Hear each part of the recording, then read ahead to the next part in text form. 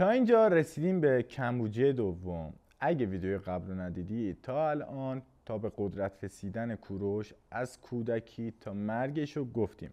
الان کمبوجیه دوم پسر کوروش رسید به پادشاهی بعد از مرگ کوروش. سارا وقتی کمبوجیه رسید به قدرت اولین چیزی که براش مشکل ساز شد می‌دونی چیه؟ خودش رو ثابت کنه. مردم دوست داشته. میدونی اسم باباش خیلی بزرگ بود و هنوز هم اسم باباش خیلی همون بزرگه. دیگه اینکه خودتو ثابت کنی که آره من پسر همون پدرم، اونقدر لایق این آره همونقدر لایقم، سخته.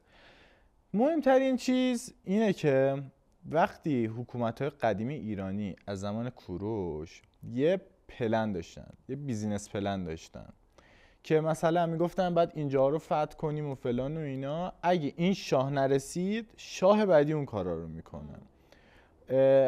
این از این.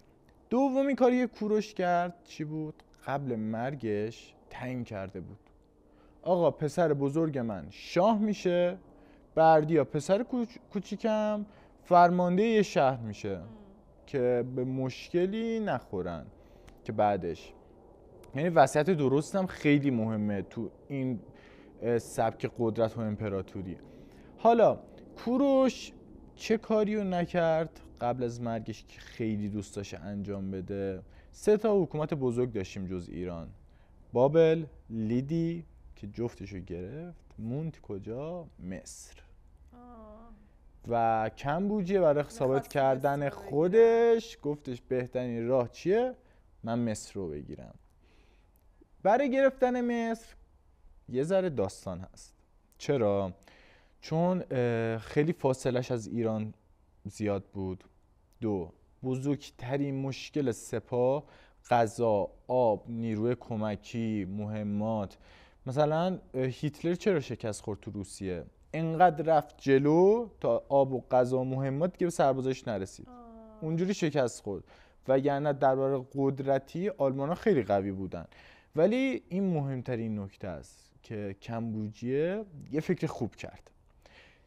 اولین فکر با عرب و یهودیای قسمتی که میرسید به مصر بستش که آقا ما از شما حمایت میکنیم، از عربستان، از اورشلیم هم که حمایت کردن یهودیا، به ما آب و غذا برسونید، مهمترین آب تو اون صحرای سوزان. دومین چیز وقتی میخوان این مسافت رو برن با اون سپاه، با اون عظمت، بعد خب یه آب و غذایی هم با خودشون ببرن دیگه، مثلا نمیدونم مهمات، نمیدونم خیلی چیزا. این کارو تو ابداع کنندش هم ایرانیا بودن.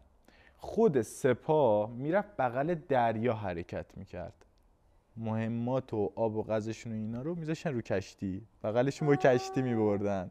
یعنی خودشون رو زمین رو خشکی و خیلی سیف تر بود. میدونی اگه رو زمین مثلا شکست میخوردن و اینا شبیخون میخوردن اونو به این میرفت، ولی رو اون آب اینطوری نبود.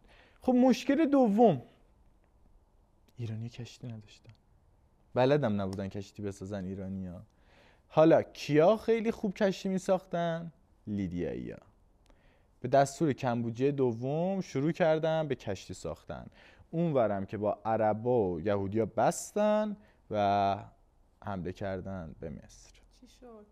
نتیجه مهمه. آره. اولین نبرد ایرانی و مصریا نبرد پلوزیوم بود که با برتری ایرانیا بود. ولی خب لشکر سوم مصریا تو این جنگ شرکت کرده بود، کل ارتش نبود و خود فرعون هم اونا رو رهبری نمی‌کرد.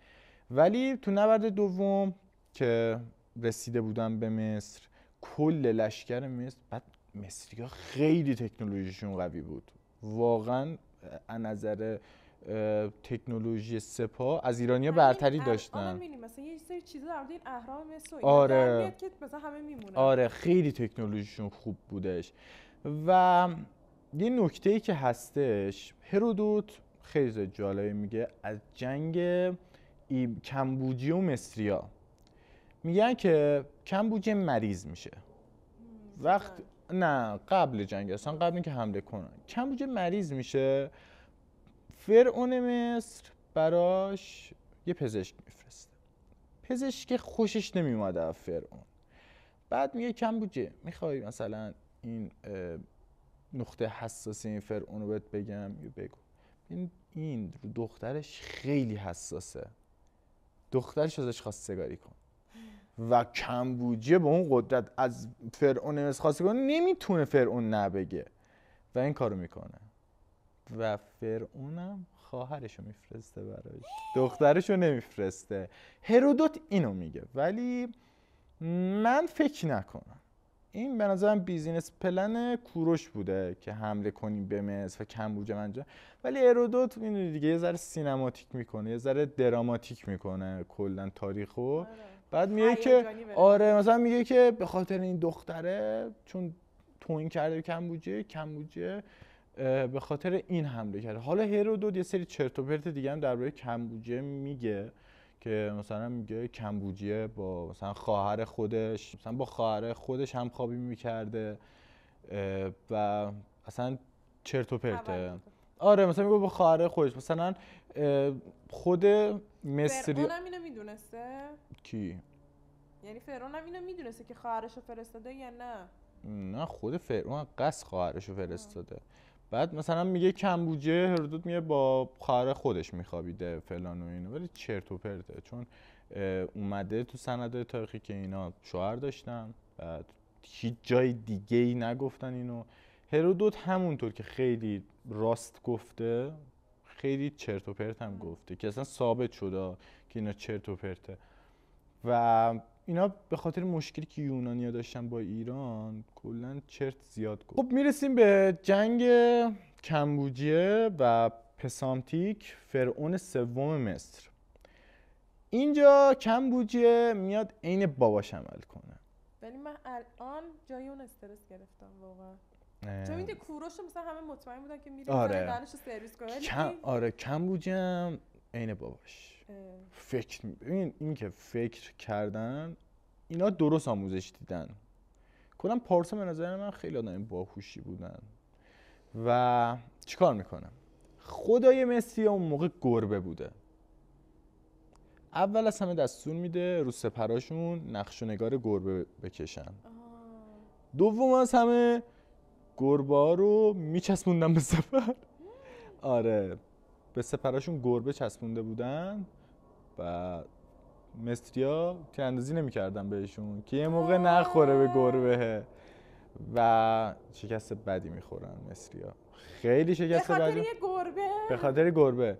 ببین اصلا یکی از دلایلی که هخامنشیان خیلی دقت کردید چقدر با دین بازی کردن، یکی از این که قدرتمند شدن خشک مذهب نبودن. خیلی این مهمه.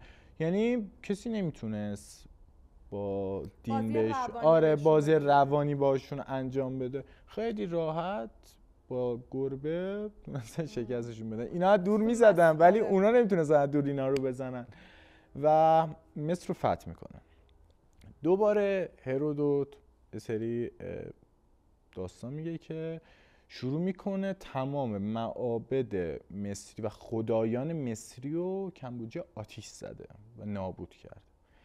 و به نظر من این درسته، انگار همچین چیزی بوده و کمبوجه بعدش معذرت خواهی میاد میکنه، شروع میکنه دوباره ساختن این داستان. خب مرد مومن چرا نابود میکنی که دوباره بسازی؟ و کمبوجه شروع میکنه حالا همونجا تو مصر میمونه، یه ذره احساس خطر میکنه تو مصر که کلا یه ذره شکاک میشه وقتی مصر رو فتح میکنه و دیگه اعتمادش رو به دور و بریش از دست داده بود. همش میترسید که یه موقع نیان مثلا شورش کنن بر علیهش، بکشنش و تصمیم میگیره که برگرده به پایتخت. چرا؟ چون شورش شده بود.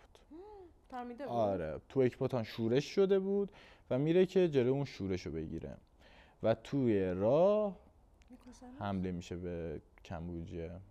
اون سپاه بزرگی نبوده، یه سپاهی بوده که فقط برن که اون شورش رو چیز بشه، زخمی میشه کمبوجیه و اون زخم عفونت میکنه و کمبوجیه میمیره.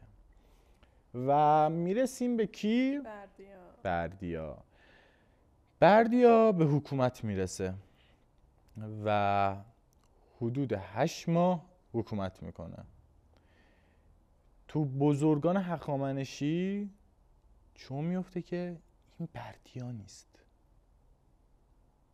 همه میگن که آقا این بردیا نیستا.